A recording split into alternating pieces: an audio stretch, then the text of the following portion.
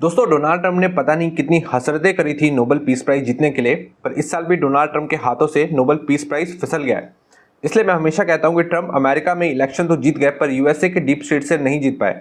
इसमें मैंने कुछ फनी शॉर्ट्स भी डाले हैं, आप जाकर चैनल पर जाकर देख सकते हैं। पर इस वीडियो में मैं हंसने से ज़्यादा कुछ सीरियस बात करूंगा कि इस नोबेल पीस प्राइज की आड़ में क्या एक बड़ा गेम खेला गया है, और सिर्फ बड़ा ही नहीं, मैं कहूँगा कि खतरनाक गेम खेला गया और अमेरिका की CIA ने अपना पहला पाशा चल दिया है, जिससे वर्ल्ड पे भी बड़े इंप्लीकेशंस होंगे। तो चलिए, जो मुझे पहली बार सुन रहे हैं उन्हें मैं बता दूं कि मेरा नाम है आशुतोष एंड आप देख रहे हैं सिविल सर्विसेज वाला।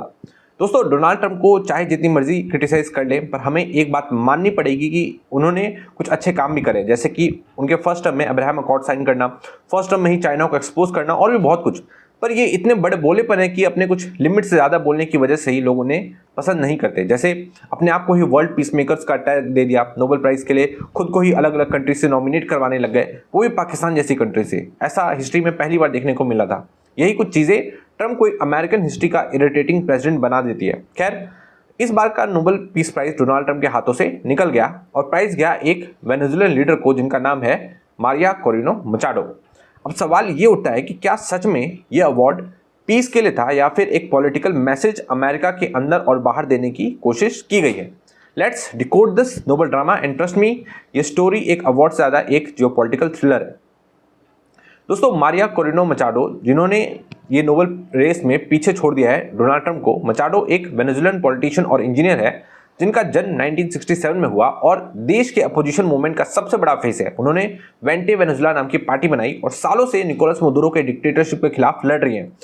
उनके खिलाफ अरेस्ट, बैन, थ्रेट सब कुछ हुआ, फिर भी 2024 के वेनेजुला इलेक्शन के प्राइमरीज में उन्होंने लैंडस्लाइड विक्ट्री ली। और आयरनी ये है कि उन्हें खुद इलेक्शन लड़ने नहीं दिया गया, फिर भी उन्होंने अपने लोगों के लिए आवाज़ उठाई और नोबेल कमेटी के लिए ये नॉन वायलेंट डेमोक्रेटिक स्ट्रगल एक परफेक्ट पीस स्टोरी थी नोबेल प्राइज देने के लिए। मचाडो ने जब अवार्ड एक्सेप्ट किया, उन्होंने कहा, this is for the suffering people of Venezuela. Venezuela के लोगों को उन्होंने ये अवार्ड डेडिकेट करा। उन्होंने ये अवार्ड उन लोगों को डेडिकेट किया जो डिक्टेटरशिप के नीचे जी रहे हैं। Sounds noble, right? सुनने में कुछ अच्छा सा लग रहा है, लेकिन पिक्चर अभी बाकी है। इसके लिए थोड़ा आपको नोबेल प्राइज के बारे में समझना जरूरी है।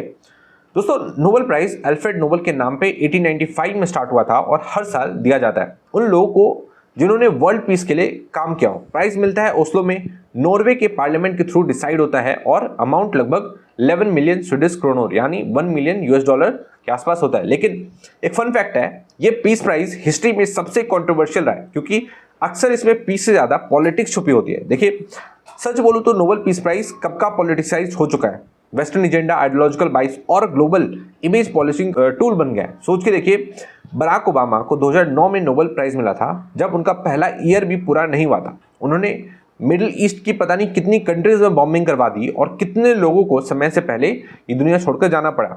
सेम वैसे ही हेनरी किसिंजर, जो वियतनाम वॉर कर रहे थे और वियतनाम वॉर के टाइम पे ही उन्हें नोबेल प्राइज मिला, जब वॉर चल रहा था उसी टाइम। और अब मारिया कोरिनो मचाडो, जिनका सपोर्ट ओपनली CIA करती है, और अभी आपने देखा भी कि कैसे वेनेजुला को USA के मरीन्स ने घेर रखा है।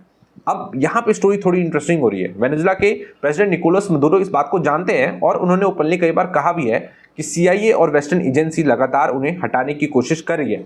और सच ये भी है कि US और वेस्टर्न अलाइज ने पिछले 10 सालों में वेनेजुला पे सीवियर सैंक्शंस लगाए हैं, मदुरो को डिक्टेटर कहा है और अपोजिशन लीडर के हीरो बनाने की कोशिश की है। ये सेम स्क्रिप्ट अभी आपने बांग्लादेश में भी होते हुए देखा, इसलिए इसे नॉर्मल मत समझना। शेख हसीना को भी हटाने से पहले USA लगातार बोल रहा था कि बांग्लादेश के इलेक्शन रिग्ड हुए हैं और Sheikh Hasina so called vote चोरी करके इलेक्शन जीत के आई है।